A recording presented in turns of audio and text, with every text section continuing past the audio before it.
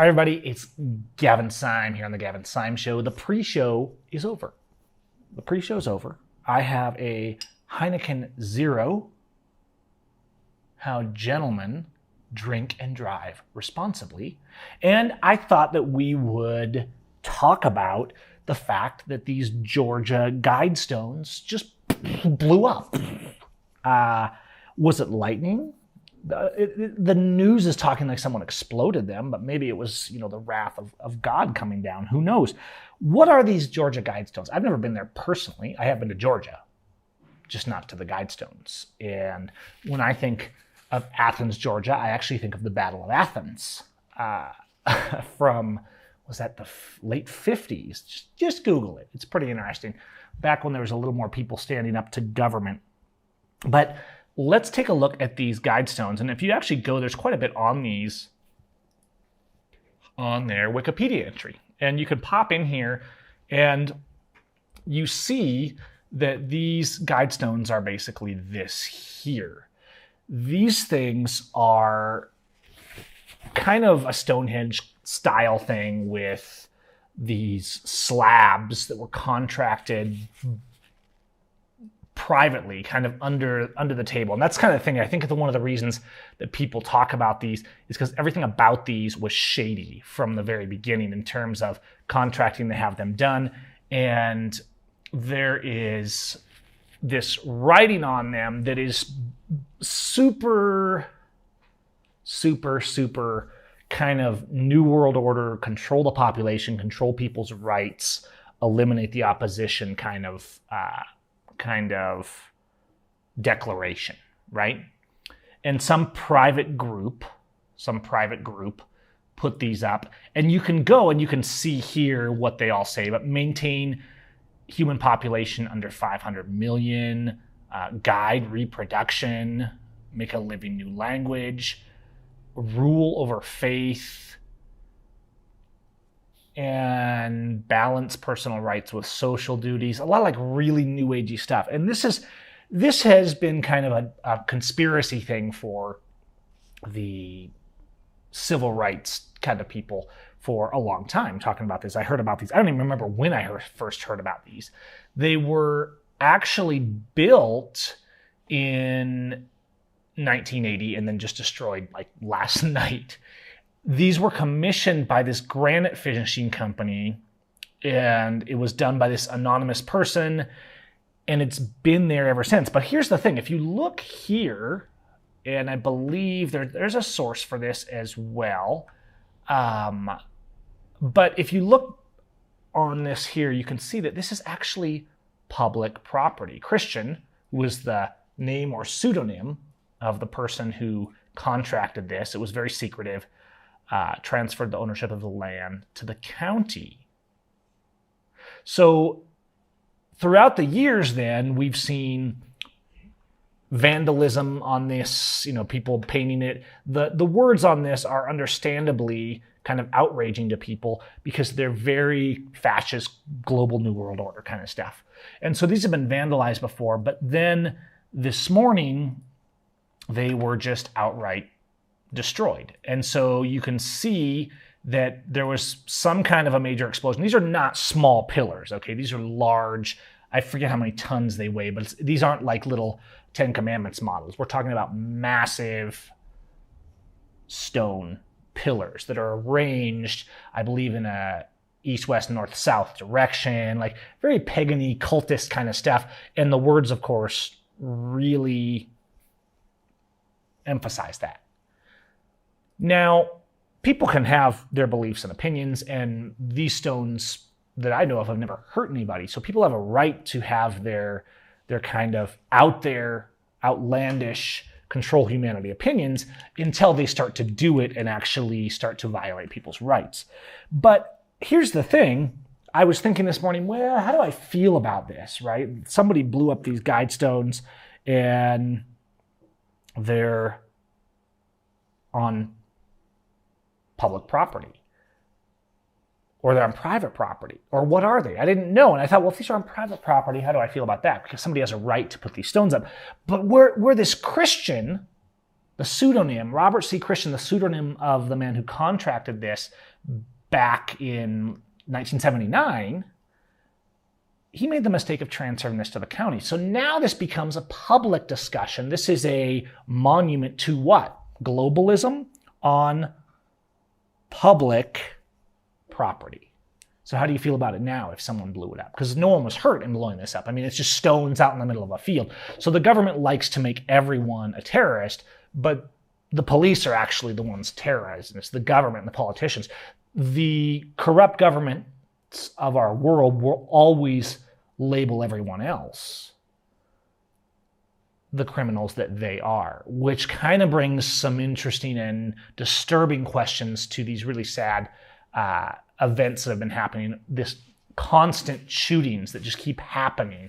But that's another video. Let's not go there, but something smells off to me, and you guys can tell me in the comments if you think something smells off. So I'm just looking over your comments, and your info is bogus. Only one was blown. No, my info is not bogus. I literally just showed you a photo, and yes, the one was completely destroyed, and now they've torn it down completely. They've gone in and just torn down the rest of them because, well, the monument is pretty well destroyed. So you can see that there was a lot of damage done. This one main pillar was destroyed, as I showed you in the photo, and now they've torn down the whole thing. And you can see there's all this. This is major news. I mean, people are talking about this because this was a controversial attraction in this area that people would go see. Sometimes go and take photos of them flipping the bird to it, things like that. My feed has been full of this today, because I know a lot of people that are informed on this kind of stuff and talking about it. So I think, major damage, completely torn down. And honestly, I don't think the government should have a monument. And I didn't realize that this was public property. I don't think the government should have a monument. I think it should have been taken down a long time ago if it was gifted to the government. I suppose it was gifted to them with conditions. But the government shouldn't have a monument that represents globalist fascism.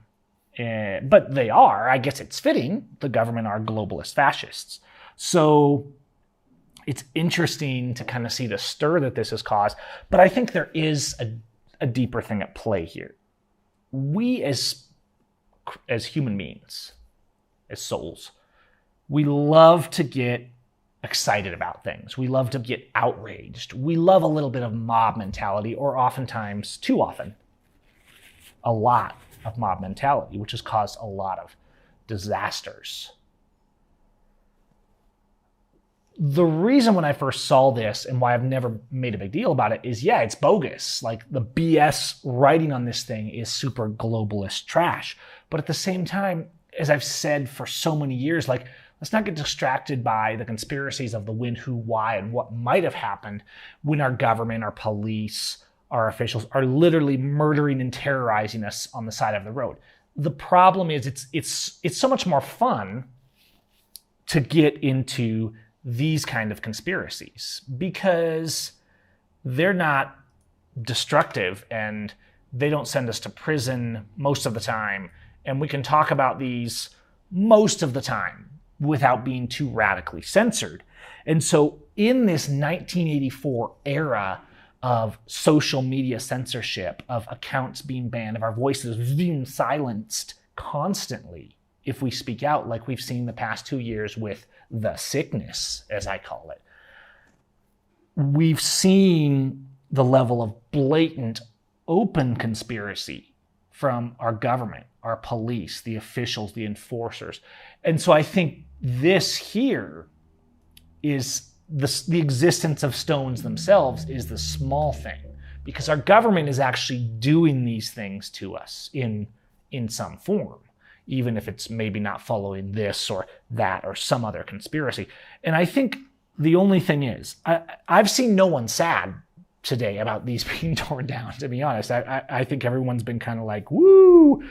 And I think that's reasonable.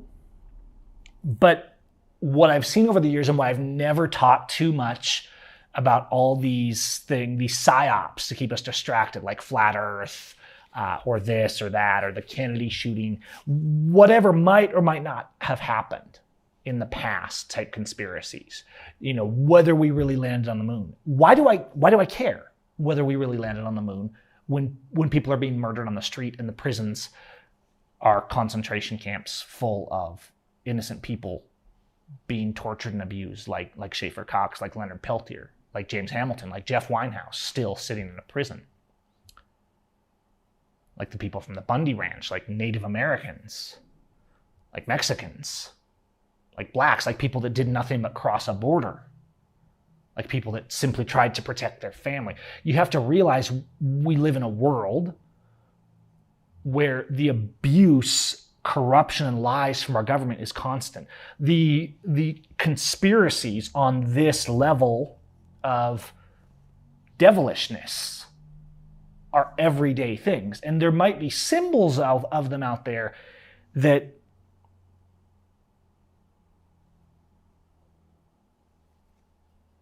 remind us of those things and that outrage us. But the question I have, and that's all I have, I don't mind that people are cheering these globalist symbols being torn down. I get it. I'm right there. My only question is, are we focusing too much on this? Are we actually resisting the abuse of our fellow man, the real conspiracies happening right there in front of our eyes? Because we can't change everything. If there's one thing I've learned with great frustration over the recent years, it's that I can't just jump in and change the world. This is something that we see in superhero movies. It's something we see in historical fiction. But the truth is, the world wants its chains. And so they keep winding them tighter and tighter and tighter because the world loves its chains. So I think more and more I'm starting to realize that we have to wake up who we can, but most of all, we have to love our neighbor where we can. We have to try and defend them where we can. So in our fear of conspiracy theories that we sometimes chatter and carry on about of how horrible and corrupt the government is, let's not forget to resist the corruption, abuse, and conspiracies that are happening right in front of us every day to all factions of people, not just our group. And this is the other problem. The bigger conspiracy than this stuff is dividing us on faction. If a leftist does something, they should be in prison. If a right does it, they're a hero. Or reversed, if you're on the other side. The constant division over faction and saying, oh, look at him. He even looks like a bad guy, right? I remember thinking that way growing up, like, look at this guy. He looks like a criminal. That has nothing to do with it. That's a stupid statement. It's a stupid, ignorant statement. He looks like a criminal. And as we've learned, and I've documented and expressed to you guys over the years, the government is always accusing of the people of the exact crimes that they commit. So most of the people that are held up as criminals, the government is actually the criminals. They may have made bad decisions, but the larger criminal was almost always the government. And yes, things keep escalating. And yes, maybe it's another distraction. Maybe not. Maybe somebody just destroyed them. It wouldn't surprise me. I mean, it wouldn't be that difficult. We are talking about Georgia. I mean, I've been to Georgia. They like their stuff, right? So you got all these trees. I mean, it wouldn't be that difficult for somebody to make a plan, come out, and knock these things down. Was it a bolt of lightning? But the thing is, rather than take it as like some great sign of moving into the future, we love these things. This is what happens every time a president of our faction gets elected, right? It's the same thing that happened in Mexico. The activists have gone mostly panty waist in Mexico since AMLO got elected because he was the guy that they were rooting for. He was the president for the underdog. And it hasn't gotten better. I don't know if I could say that he hasn't tried to make anything better, but there certainly has been no real change for the better that I can tell. And the corruption and the violence and the police abuse, it's all still there. Now, there's ups and downs through all of this, right? For example, there was a recent large blow against immigration officials in Mexico asking people for immigration papers or setting up checkpoints and things like that, and it was ruled unconstitutional and abusive, as it should be.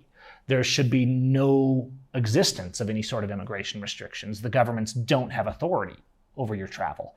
And yet, here we are divided on faction, while one side says kill the babies and the other side says save the babies, but imprison the immigrants. We're so messed up and failing to love our neighbor. And I think that's always when I do videos like this, if we're talking about conspiracy theories, I want to put you back to the main conspiracy, which is the abuse of your fellow man. It's the opposite of acting like Jesus toward each other that is so rampant throughout the world. And whatever you believe, you need to realize that unless we care about people and help people up, even the ones we don't like, even our enemies, we cannot restore peace. So that's what I think on these Guidestones. And I think it'll be out of the news cycle. It's just another exciting thing. Remember, the news cycle loves distractions. Whether it's an orchestrated distraction or not, they love to clickbait you and just get you going for it. And as we've seen with somehow there's managing to be a new shooting every other week, now they don't have the sickness to talk about, and suddenly they have all these shootings now to keep you busy and keep you focused on over here so they can do what they want. I think there should be another video on that, but that might enter the area where the censorship will start to come in. So I have to be careful in this 1984 world, and I trust you guys to kind of know the code words a little bit when I'm saying them. I think that will cover it. I'm going to close the official portion of this. Thank you for all the comments in here, and I'm just kind of going through trying to keep up with them. And yeah, we had a good little group in here. Thank you all. We'll see what happens with this, and we'll see you next time. Peace out.